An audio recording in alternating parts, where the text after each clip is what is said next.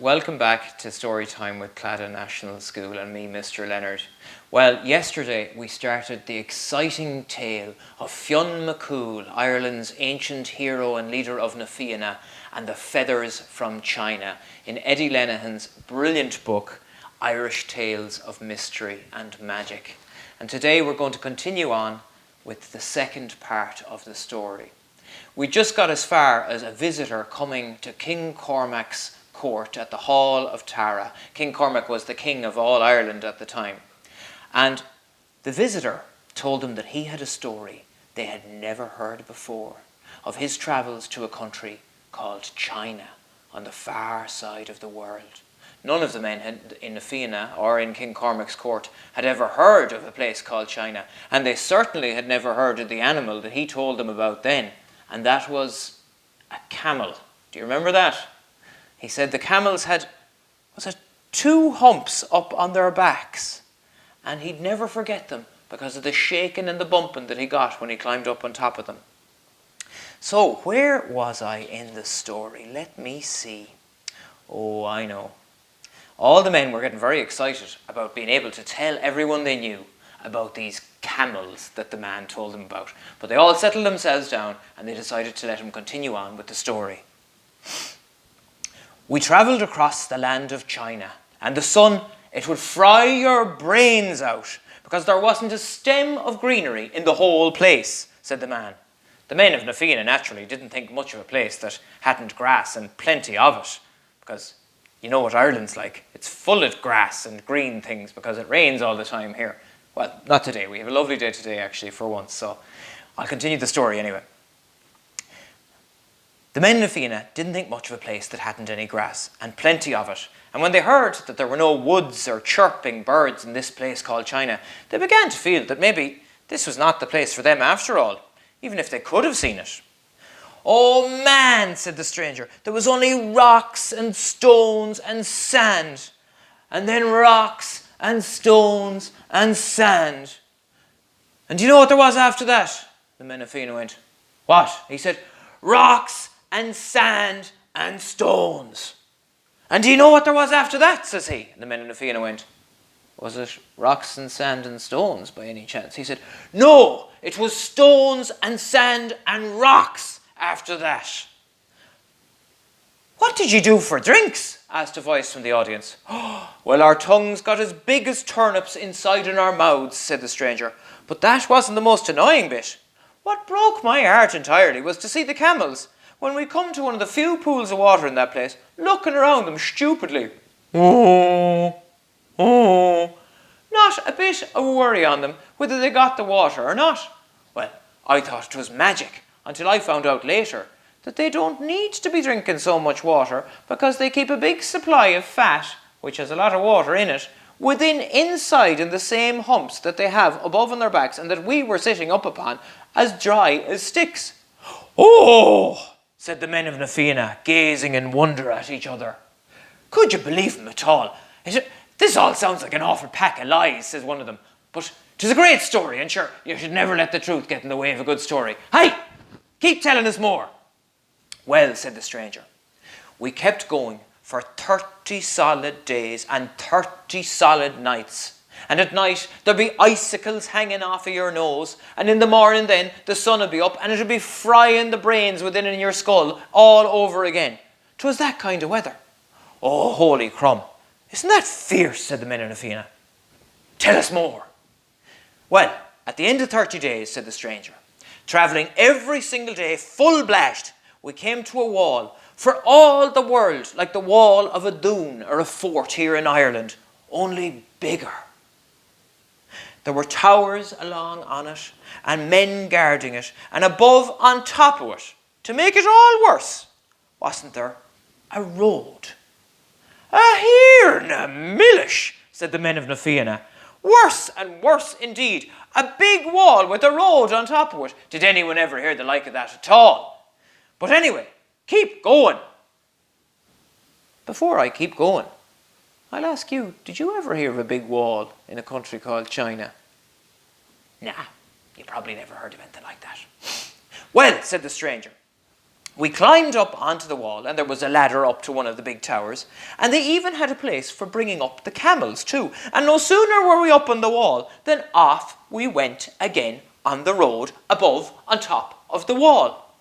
We marched that road for 30 more days and 30 more nights. But we still weren't coming to the end of it. On and on and on it went. "Ah, here," said one of the men in the Fianna.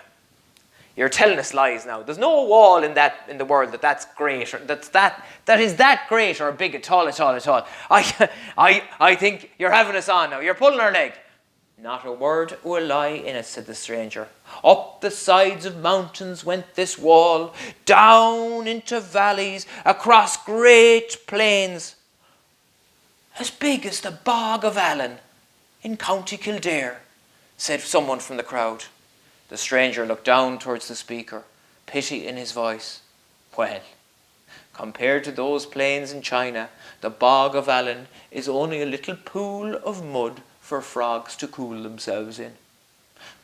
No man took this as an insult. They were enjoying the story too much.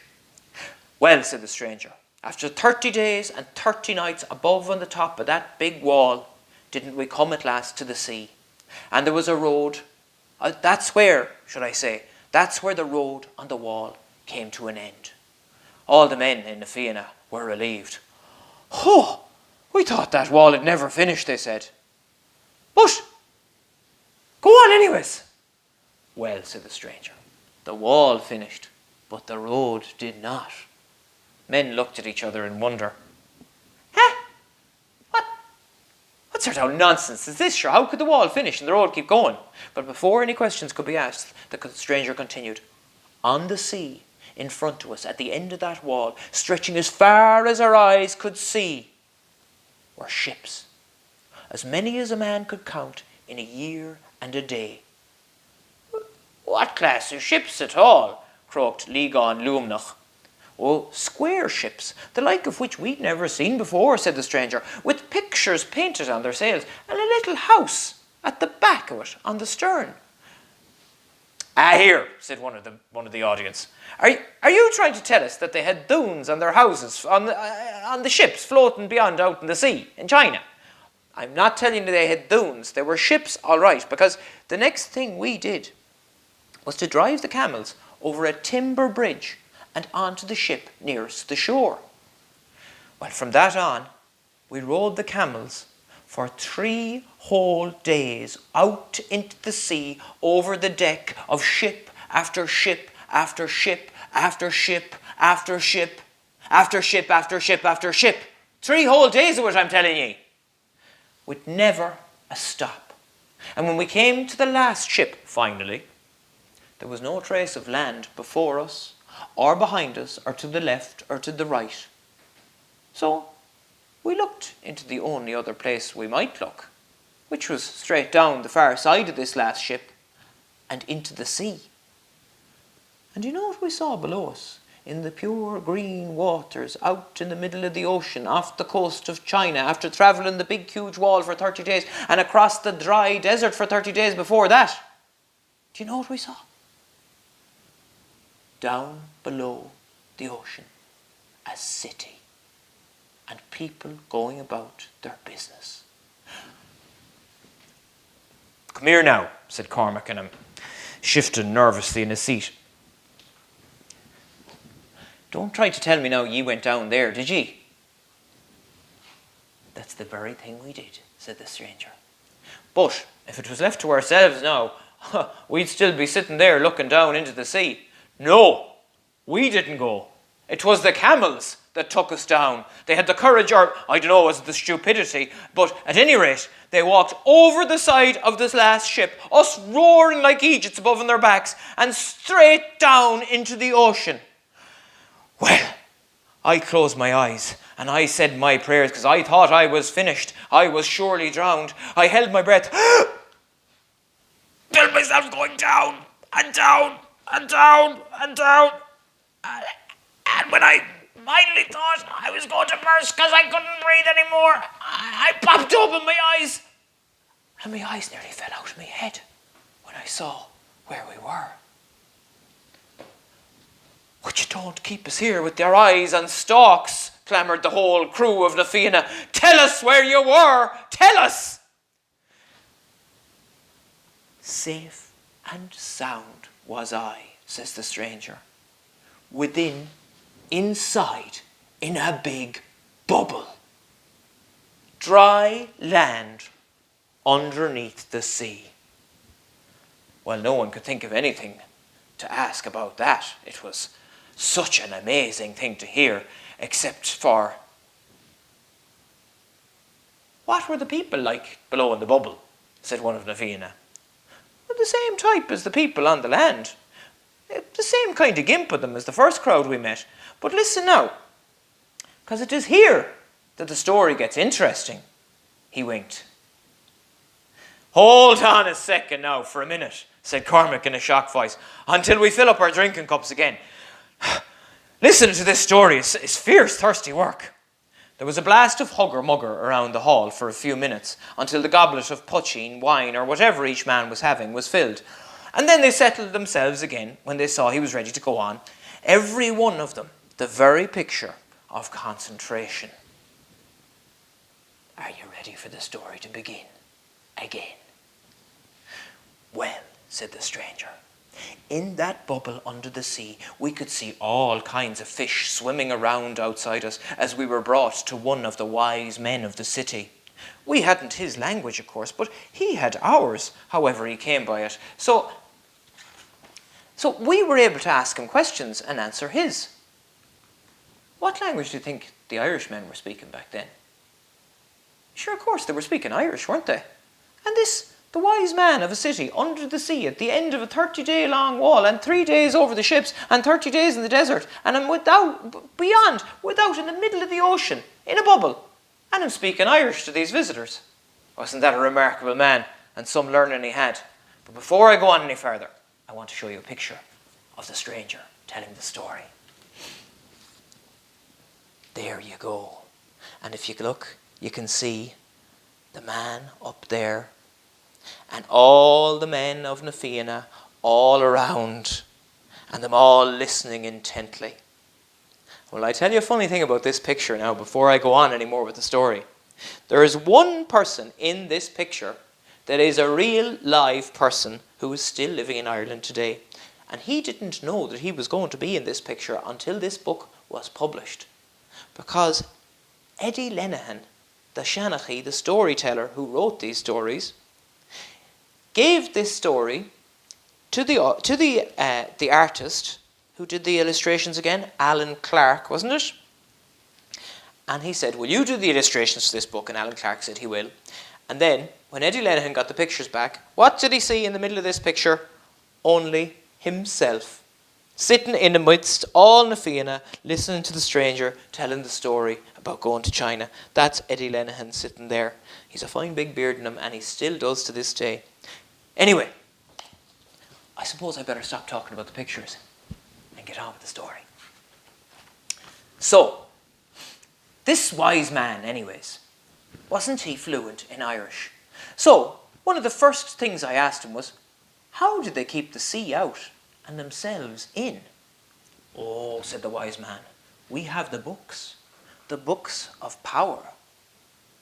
"Do you know," says I, "there's people back in our country too, that's Ireland on the other side of the world, but sure, you must know that if you're speaking Irish, and they can do things like that. They're called druids, and they have the knowledge and the power as well. But I never heard tell of any of them doing what ye have done, building a city under the sea." At this, the men of na Fianna started whispering to each other, saying, "Would it be mighty handy if we had a place like that, under a lake or something like that, where we were able to hide from our enemies if all else failed us? Faith, we'll have to ask MacCumhail about it. He might be able to build Tara again, but under the sea or the River Boyne this time." Well, MacCumhail, who was King Cormac's chief druid, or magic priest, was what a druid really was in those days. They were the priests of all the Gaelic and Celtic religions that were connected to nature. They had mighty powers. Well, Taiscon heard this, and he gave a little smile to himself. He said nothing at all. It was Cormac himself, the High King, who spoke next. "Silence at once, men! Let the story go on. Enough gabbling amongst yourselves. Well, quietness fell, and the stranger described the types of houses, streets, and how the people in this giant bubble got from one place to another. They had little trailers, 2 wheels, he explained, and all the important people of the city travelled everywhere in them. Walking was not for them because, well, the very important people, they had tiny little feet on them, like young children's feet for all the world. Now, whether their feet were that way because they didn't walk, or whether they didn't walk because their feet were that way, I don't know myself. I didn't like to ask. It would have been rude, I thought. They might think it bad manners. All I know is that they had the trailers to take them and the money to pay the man who pulled the trailer, so walk they did not. He paused, but no one spoke. Fionn, out of courtesy, felt that he had to put in a word. There's only one thing more that I'd like to know about this wonderful land. Tell me, used they fight there? No, the stranger replied firmly. There was no fighting, and I'll tell you why. Because everyone was too afraid to break the law. Afraid? Afraid of what? Said Fionn, and I'm getting interested in this new mystery. The thought crossed his mind that there might be lessons to be learned from the people of China, which he could use when dealing with his enemies. Oh, said the stranger, they were frightened out of their wits of the fierce torture in the place. Oh, sighed Cormac, this is more like it. I was beginning to think that the people of that place hadn't a bit of nature in them at all. That's a relief now. They do a bit of torture. They're normal enough. Tell us about it. Did you see any of it at all?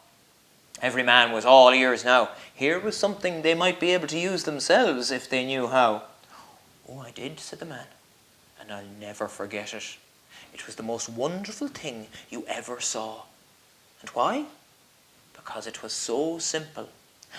I was let in, actually, when they were going over one of the enemies of the people, a criminal, in the torture chamber. He was after doing some desperate act of villainy, and, well, you can imagine my shock when I was escorted to the prison cell where he was, and I heard, well, what do you think I heard, and them torturing him? Screaming, crying, roaring. No. What did I hear? Laughing and giggling and screeching of squeals of laughter coming from inside in the cell. Of course, I said to my guides, tell me, are they having a kind of a feast or a party within inside? Oh no, said the guards. That's the prison, the place where all the evildoers are tortured. Well, I hadn't a word to say to that, of course, but I said to myself, that's a strange class of prison to say they're all laughing inside. They took me in anyway. Very politely too, they were very polite people, and told me to look around to my heart's content, and I did.